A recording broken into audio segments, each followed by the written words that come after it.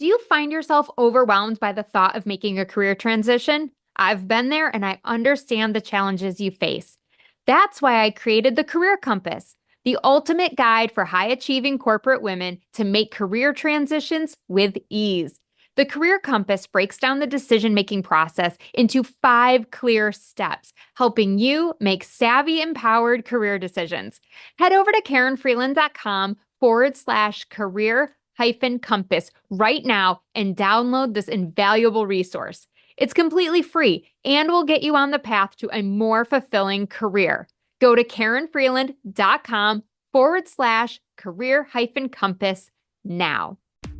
Welcome to Rock Your Reinvention, where I help high achieving career women like you get unstuck, make your corporate exit strategy, and successfully transition to your next chapter. Hi, I'm your host, Karen Freeland, a certified life coach and corporate exit strategist. Whether you want to start a business, become a speaker, or something else, I'm here to give you the tools and strategies to shift your mindset, build your confidence, and take bold actions so you can rock your reinvention. Ready? Let's go. Hi, everybody, and welcome back to Rock Your Reinvention. I am so pumped for today's guest. We have Heike Yates with us, and she and I met all the way back in January of 2024 at a podcasting event. And we have become fast friends. We got to sit together at dinner, learn a little bit about each other and our journeys. And I was going through her Instagram the other day and thought, why the heck hasn't she been on the show? So, without further ado, she agreed and she's here. So, welcome to the show, Heike. Well, thank you, Karen, so much for having me. I mean, we did connect right away at the conference. And we had to, like you said, we sat next to each other and had so many things in common. And we talked about your book and my aspirations of writing a book and all these good things. And I loved that we instantly connected like this and stayed connected through all our public channels. Oh, that's the thing, right? So many people go to networking events and they meet all these people, but then they don't nurture the relationship and then they wonder why their networking, quote unquote, isn't working. Yeah, absolutely. Absolutely.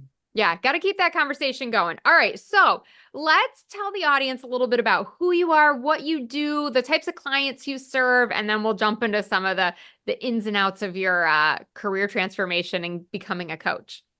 So I've been a mindset fitness coach for women in midlife for almost 40 years now. I keep saying it's 35 years, but it's going on 40 years that I have been in the business of fitness and health and mindset. And as I transitioned in my age, so did the group of women, in my case, changed also who I serve, who I can relate to, who can relate best to how I talk to them. Back in the days, it was the 20-year-olds wanting to get really super duper fit. Now it's women more my age that are struggling and feeling like they're stuck with their health and their fitness as they go through midlife. And these are the people I serve. I want women in midlife to feel that they have a choice, that they're not stuck in where they are, and they're not stuck in old habits that no longer serve them, that it's time to break free and do something different and be gutsy and say, yeah, why not me? Oh, I love that. Why not me? That is such a good question. And I think that was one of the things I think that when I was going through my transformation and trying to figure out what I wanted to do with my life, I was talking to somebody else who was actually a health coach. And that's when I sort of got this idea that I wanted to become a life coach and career coach. And I thought, why the heck not me? If all these other women can do it, surely I am capable of figuring this out too. It's great. Absolutely. And oftentimes we listen to our inner voice that says, oh, no, no, you're not good enough. You're not smart enough. Mhm. You don't have the background. And when we're looking in our different industry niches, everybody is an expert. And when you start out with something new at a career shift or a health shift, you're scared because you may not be an expert. So what if somebody finds out you're not an expert? Oh my goodness. Right. Oh, yeah. Oh, and we're going to talk about fear and stuff today, too. This is going to be a juicy one. And tell us, where are you based? Maryland. in the Okay. United States in Maryland, Silver Spring, Maryland. So it's just outside of DC. For people who know the area, I'm about an hour away from Baltimore, about 25 minutes, 30 minutes from the White House. Ah. So I'm on the outskirts a little bit, but close to nature still, which is super important to me.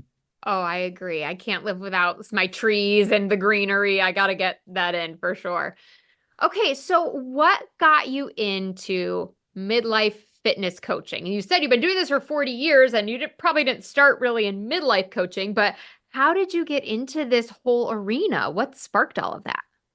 A change in my life. And in my case, the change was being pregnant and with my first child and not knowing. And back then, Karen, the doctors were not like now saying, yo, Yeah. go exercise, eat healthy. It was more like, sit on the couch, eat your bonbons, let your husband serve you, and just rest. Right. And I didn't know back then anything about exercise either. I had come to the States just, let's see how old we are, about 5 years before that, 3, 4, 5 years along the line. From Germany to the United States, where in Germany you incorporate exercise into your daily life. So back then, nobody thought about going to the gym or working out specifically. Now it's of course changed, but you just biked everywhere, you walked everywhere. It was exercise was included. And when I came here, people drove more than they did anything else, or they went to the gym. Right. And I didn't know anything about the gym. What do people do in the gym? Yeah, I see it, but that was so not me. And when I got pregnant, or I was pregnant with my son, I gained 50 pounds. I was huge. And I remember a picture of me. My husband was so excited and the first time dad. And I bought this pink glittery outfit so I could be more comfortable. And he took a picture of me. And I look at this picture and I said, oh my God, I look like a pink sparkly elephant. And he said, no, you look so lovely. And I had swollen legs and I was just not feeling it. Yes. And so giving birth does not get rid of 50 pounds. It got rid of 30 pounds, but not anymore. So a friend of mine invited me along with her to a local YMCA where they do dancercise and fitness classes at the church basement right up the street. They also had childcare, so I could bring my son and say, here, take him for an hour. Yeah. And mommy's going to exercise. And I didn't know what to expect. She said it was good. So I said, okay, I trust your instincts. I'll go with you. And she says, oh, they also work on our tummies. So we get a little harder. And I just fell in love with the class, not for the tummy tightening reasons Sure. and the strength training we did, but there was music. It was more like, and it was called dancercise, which is now probably more jazzercise, but it was dancercise. It was so much fun that I was like, Mhm. I want more of that. I love that. And then you obviously were like, okay, now that I've learned all of this and you know how to do this for yourself, I assume you had some pivotal moment where you were like, why don't I bring this to other women? Like, why am I keeping this to myself? And it was always along the way because I like to learn. And just teaching an aerobic class was not enough for me. I wanted to Mm-hmm. know how the body works. Why do we lift weights? How does it benefit us as women, especially as we go then through maybe our second child? Then we go through menopause. What are all the changes that we women experience that we have sometimes very little control over? And how can we feel our best? And that also sparked my desire to learn more about different phases in each other's lives and saying, all right, now I'm 63, I'm postmenopausal, but I've been through the phase of perimenopause, menopause, career change along the way from working at a gym to owning my own private boutique studio and starting Pursue Your Spark. So there were many changes. And so I can relate to when women say, Heike, do you understand when? And I was like, yeah, I totally get it. Night sweats, no sleep. Nobody wants to exercise. Oh, I Right. want to start a new career, but I'm scared. It's okay. We can do this. Let's start with our mindset. Things like that, that I think make us as a coach grow in unexpected ways that we never expected to venture out, but also serve our clients in the best way possible because we can relate. We may have gone before, or we have some really darn good ideas of what it could look like. Sure. Oh, I love that. And something you said earlier too was around like made me think of motivation. Like everybody's motivation for working out is different, right? Like one person is like, "Oh, I want to go for the tummy tightening stuff." And you're like, "I don't care about that. Like I just feel good and this is fun and I want to move my body and just feel healthy." So, I think it's also important for us as coaches or even just for the person listening to understand sometimes what is your motivation for doing something? Is it because everybody else is doing it? And then you go and you're like, well, this sucks. I don't actually enjoy jazzercise, but maybe you'd actually be really happy doing something like hiking or kayaking because maybe the motivation is different. I don't know if you have any thoughts around that. Motivation is such a two-edged sword because everybody seeks the miracle of motivation. And I can't tell you how many questions I got or I'm getting around. Hi, how can I stay motivated? I'm not motivated all the time. And it's not necessarily the activity that they're asking me around, but how to consistently do what they may have found they want to do. Like you could set a good example with jazzercise and hiking. So if you tested out the two, and you tended to go for hiking. You said hiking is my jam, and this is what I want to do. But I don't feel like going today, and I don't feel like going a lot of miles. And oh, this is really steep, and oh, it's too hot outside today. That's your motivation. Your motivation is fluctuating just like your body does, your mood does. And you can't expect yourself to be always motivated to go for the 6 mile hike 3 times a week with the same gusto. Right. It's a It myth. changes. Yeah, and I think there is this misconception out there that you have consistent motivation, and that's where discipline kicks in. Because when you have discipline, you do it when you're not motivated. Or consistency. The discipline develops the consistency, and you become consistent because you know how good you feel afterwards. And you adapt. Let's use the hike as our example. You adapt the hike to saying, all right, maybe at noon, it's too hot to hike today. Tomorrow, I'm going to go at 6 a.m., get my butt ski out of bed, and I'm going to do it early, and I do it shorter. Yeah. And it's just as beneficial physically, but I think mentally, it's even better to make those adjustments. No, agreed. Thank you so much for riffing on that for a second, because I think it's just something that's going to be helpful for listeners. So let's talk a little bit about fear. We already sort of mentioned it at the beginning. A lot of women listening are thinking about exiting their corporate job, starting a business. So fear typically creeps up and can hold people back from that. So did you have any fears when you started your business? And if so, how did you overcome them? I had several obstacles in starting my own business. It's very comfy when you're in the fitness world. You go from a gym to another gym, or you work part-time at different places, or you go to people's homes and train them at home, which was one of the things I never liked. I was like, I don't want to go in somebody's house. I'm curious to see what you got, but that's Right. not my thing. And so many other trainers love going to people's homes. It's like, you don't know what kind of equipment they have. But at one point, I said, wouldn't it be great to start my own studio? And I was all pumped about it. Then I talked to a realtor, I talked to somebody in finances, and it was not so much of the fear at that point, but I was not big enough. I didn't have enough clients. I didn't have enough assets for anybody wanting to give a woman, I specifically say woman, because men seem to have gotten those studios up and running, no problem. And they were in similar shoes. And they wouldn't give me a loan to open my studio because I was not backed enough. How many clients would come with me? How many trainers would work with me? So I basically felt incapable, not good enough to open a studio. Then fast forward to my now boutique studio, I always thought it would be great to have a studio just my own, nobody else in the studio. Mm-hmm. And my husband and I were looking at houses. And he said, wouldn't it be great to have a studio right at home where you can see clients at home? They come to you and you don't have to go anywhere. You don't have to give a gym a cut. You don't have to abide by their rules. And I said, well, I don't want people coming into my home since I don't want to go to anybody else's home. So I don't want that. Yes, right.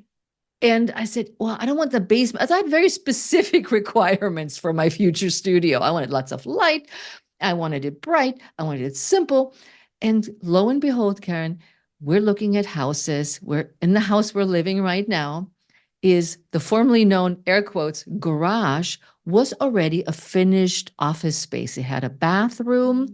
It has a welcome area, and it has a small area where I could potentially put my equipment. It had windows everywhere. It was light and bright.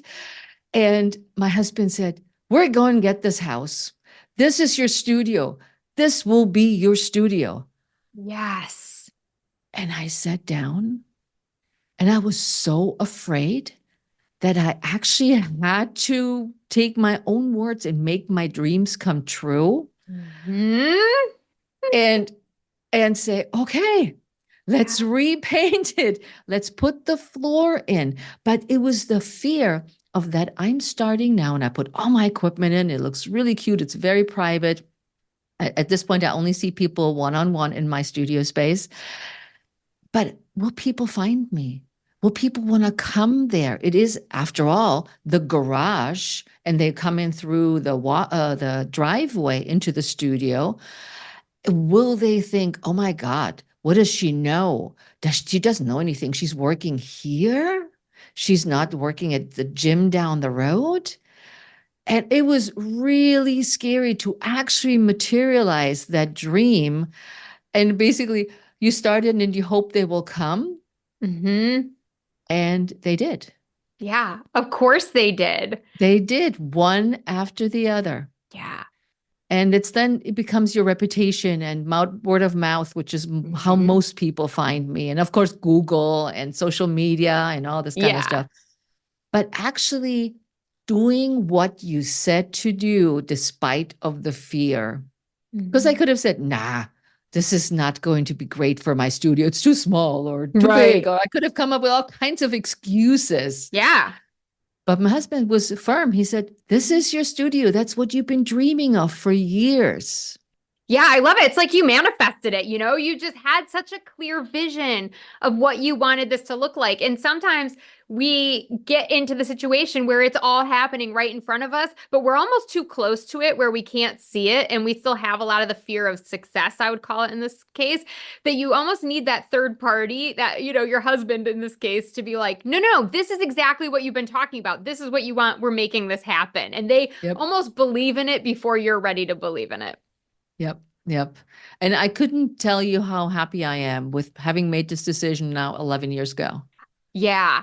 And of course, and I was saying earlier, of course they came because I'm thinking, as a woman, who has had men personal trainers before my wedding or different seasons of life and has been hit on by the other men in the gym or propositioned or, been gawked at or whatever. Like the idea of coming to your home in a quiet, secluded place where no one else is seeing me. I get one-on-one attention.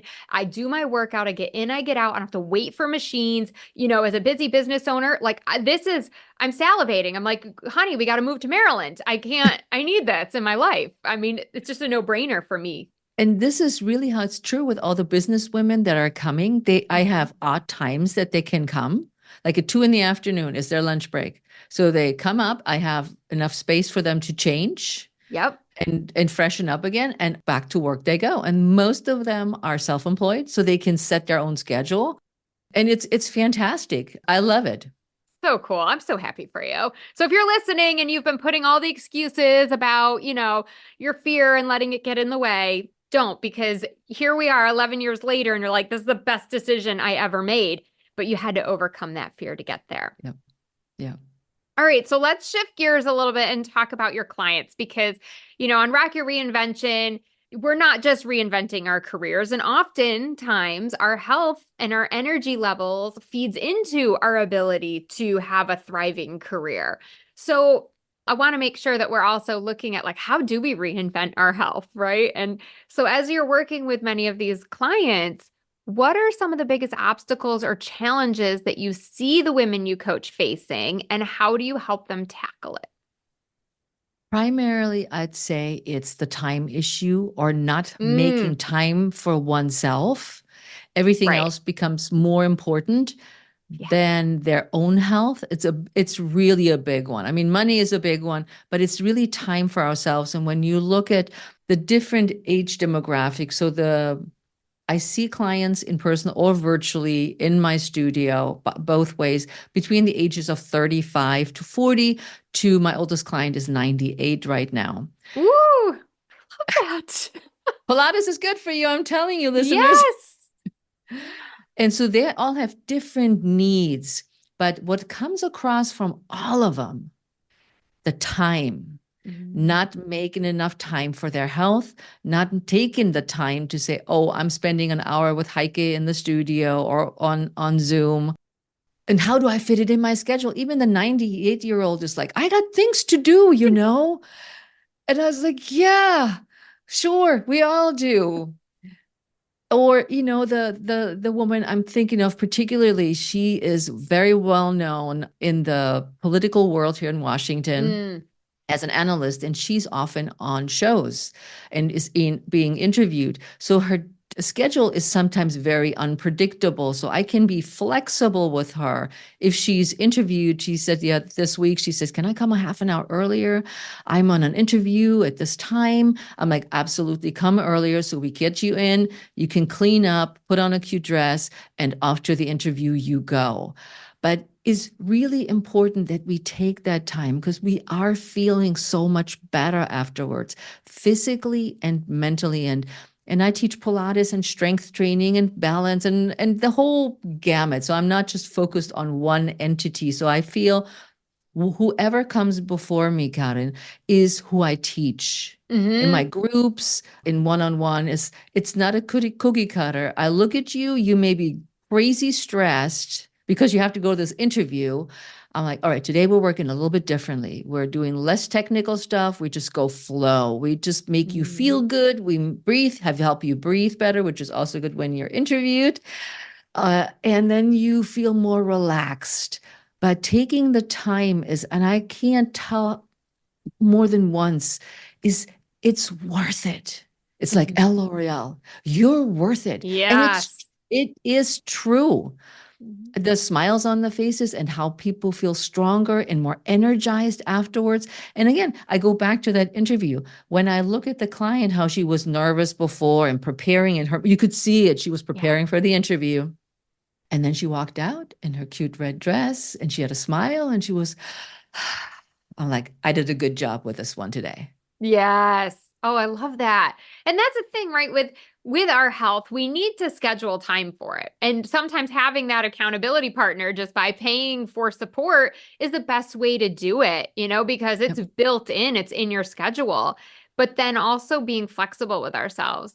Because there will be days where things come up and it's like, okay, but this doesn't have to be the beginning of the backslide. It's like, all right, so maybe you didn't get your 1 hour workout in today. Can you at least get a 20-minute walk in with your dog or something? Like, how do you then, just shift it a little bit? It looks different, but you've still got that physical activity so that you have the energy to pour into others and do all the other amazing things that you have in your schedule. And I like how you phrased it. They don't backslide. Mhm. You don't backslide, listeners. You just take a slightly different route that may be even more beneficial than what you thought about doing. Mhm. And so you're looking at your situation, you evaluate, can I do that hour run today? No, not really. Okay, what could be switching gear? What could be an alternative that I can fit in, still get what I need for myself? Let's do a 20-minute walk with a dog. It is just as beneficial. It's different. And I think we need to embrace that different, that it doesn't have to be the same hard workout, or we're missing out on the workout if we're not completely into it. The all or Yes. nothing mindset. Right. Yes. Thank you. Because it's never all or nothing. Nope. In anything, it's not like, oh, I'm gonna, I could take any of my books. Oh, well, I'm gonna do this book and, I want to sell 1 million copies, but it's not all or nothing, right? I haven't sold 1 million copies. It's still just as good of a book as if it had sold 1 million, right? Yep. So the content didn't change. It's no different. It doesn't take away any of the work. So it's like, stop looking at stuff as all or nothing. Yep. Not Absolutely. helpful. Yeah. Okay. So I coach a lot of women in the corporate space. It sounds Okay. like you have several as well who are just burnt out, overworked, frustrated with their personal life. They got the marriage on the rocks, not enough time for their kids, or they're frustrated with their parenting, but they, again, don't see how they can make a shift. And so, of course, the health, like you said, is kind of the thing on the back burner. So, what practical tips do you have for the woman who's listening that we just described her life and she knows she needs to jumpstart her health and her energy and wants to feel her best? What can she do today? Talk to Heike. No, Yeah, I'm just well, kidding. yes. No, for sure. No, that's as a little side note before I answer your question is when you're in a private space like I am, I know everything about my clients, how they feel, what they like, what they don't like, what they gripe about, what needs fixing, what is basically their priority list. I hear it all. And I do give advice. I have given all kinds of advice in the past, but it's based on my own experience to say, what can you do differently? When you feel that overwhelmed, and I know we're using the term overwhelm a lot. Everybody feels overwhelmed about everything. How about we're setting priorities? We're setting boundaries. What I think of when I have a client like that in front of me, I hear first what's going on. Where are we? What is the biggest problem that we're dealing with at the moment? Where does the rest of the life fit in? How do we take care of ourselves? And then I hone in on something that they can do very simple, meaning they keep me on their schedule. You not move me for meetings. You can come a little late, but you can't be too late. Setting a boundary with others, inflicting on your time, wanting to move your schedule around or whatever it is, and telling your family, no, mommy is going to go and do her exercise now. And really setting those boundaries and the priority of your health is the one thing that I always keep pushing for. And my clients know that I see it that way. Because if you're late, they come in and say, I'm so sorry, I'm 5 minutes late, but I'm here. I'm here. And I'm like, yes, you are. You made a point of not skipping the whole session. I think a good way is to look at your life honestly and see where can you take things off your plate. What is something that doesn't need to get done today and can get done tomorrow, or even not at all? It's something that you took on, like you may want to contribute to a fundraiser and physically being there, but it's just not in your time frame. It's okay to let go of things. It's okay not to follow up on that and say, well, or say no. I mean, there's so many things we can say, but I think the easiest thing is look at your plate of things to do. Where can you set boundaries and what can you let go of? Yeah. Are a good start, because that gets you to think. And oftentimes we just run through our life and we're just doing. There's no moment of, let's take a step back. Let's take a breath. Where am I? Yeah. What am I doing? Why am I doing this? Oh, I love that. Delegate, ladies. Delegate, delegate, delegate. I'm a big fan of it. And what you can't delegate to someone, you can outsource and pay someone else. There's always a way to get those things off of your plate. And it's not all created equal. And, we see that real fast when tragedy strikes or when something comes up, right? So, I've talked about it on the show before. I lost a dear friend back in July. And the things that seemed really important in my life at that time went right out the window. And I got myself up to New York and I was there for the funeral and I spent time with friends up there. And, like the things that I normally would run, like, oh, well, I can't see you for lunch on Tuesday because I've got 85 things on my to-do list. All that goes out the window. And so sometimes we almost in our minds just need to manufacture, right, a little tragedy in our head of like, okay, if it was brass tacks and I could only do these 4 things, what are the 4 things that I would want to do before my time was up on this earth? Like, let's just focus on those right now. And that's such a good point, Karin, that a death of a loved one is, or getting sick. And in my circle of friends and family, we have a lot of cancer, breast cancer, we have stomach cancer, all these things. And 3 women that I really love at the same week all got diagnosed with cancer. Wow. I went to my husband and I said, what the F are we doing? Let's book a trip. Let's do this. Let's build that deck we've been wanting forever.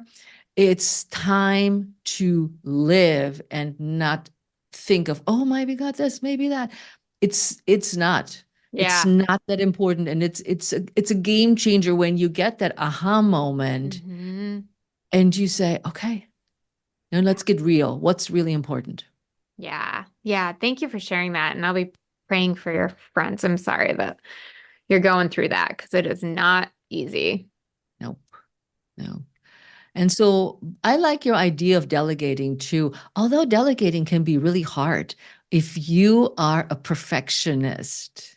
Yeah. Oh, yeah. It could be a tough one. Yes. And so then it's like, okay, well, now I got to deal with my perfectionism, right? Because that, like, let's get to the root cause of why we're not delegating because we think everything has to be a specific way. And, I remember when I first hired my virtual assistant in my business, it was like, well, I wouldn't have quite said it that way in that social post or this or that. And it was like, okay, well, just guide her, coach her, give her feedback. And now she'll write a whole month content. I'm like, oh yeah, that looks good. Okay, we'll change this 1 or 2 things, done.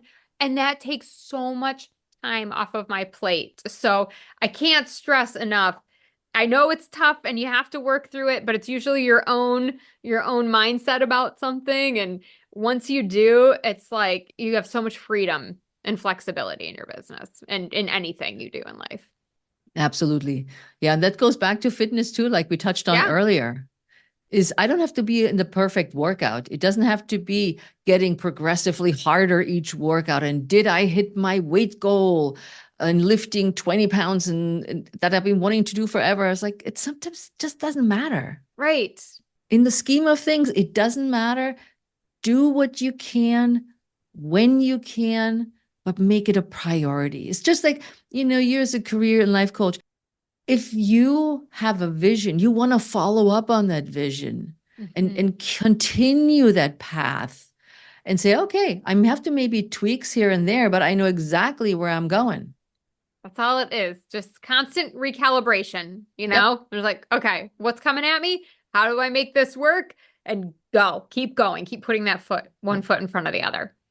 Yep. So I want to talk about your podcast a little bit because I love the name of it. It's called Pursue Your Spark. So tell us, what does it mean to pursue your spark? Well, when I created Pursue Your Spark, it was called the Menopause Game Plan. Oh.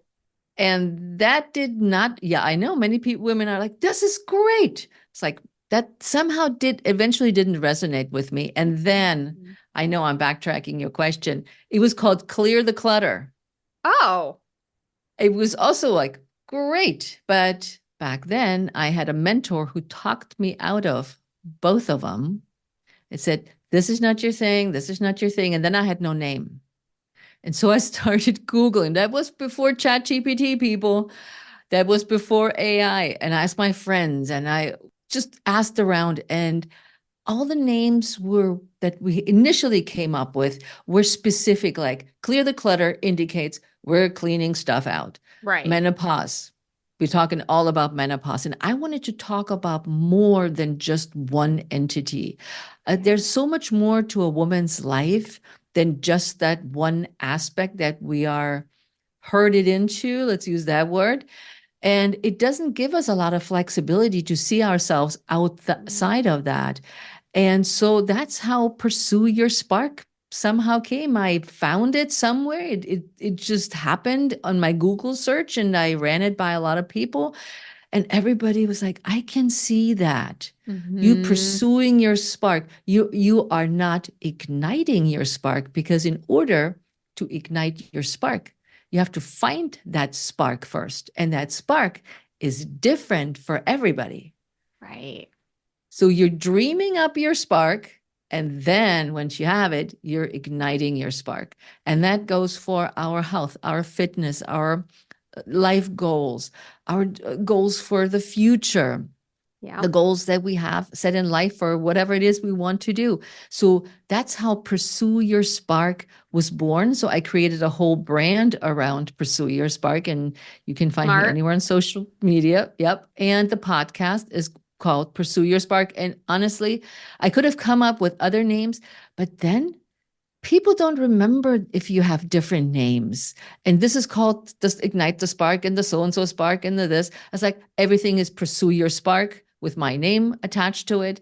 And on the Pursue Your Spark podcast, we talk about everything like life, events, health, fitness, mindset, getting unstuck and breaking free from all the things that hold us back to where we can see something new starting, where we can start that new spark, creating that new career, creating that new health routine.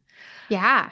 And my guests are talking about similar topics. And right now, a hot topic we've all talk about is caregiving, as some of us are in that realm also with aging parents.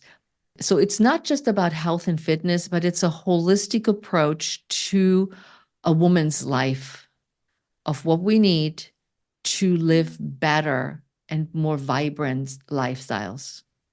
I love that. And it's so interesting because you have a really simple philosophy that wellness should be accessible and enjoyable, sustainable. And I feel like that ties in perfectly with your podcast. But do you have any final tips for us on what we can do to practically achieve wellness that is accessible, enjoyable, and sustainable? It's really sit down for a moment, look at what you want from life. From life, not just from today, not from tomorrow, but what is it? How do you see yourself? And as this is such a job question, how do you see yourself in 5 years? But honestly, I mean, I'm 63 and I'm looking into what do I want to do for the next 10 years? And with that, also, I found that in my 30s, I did that.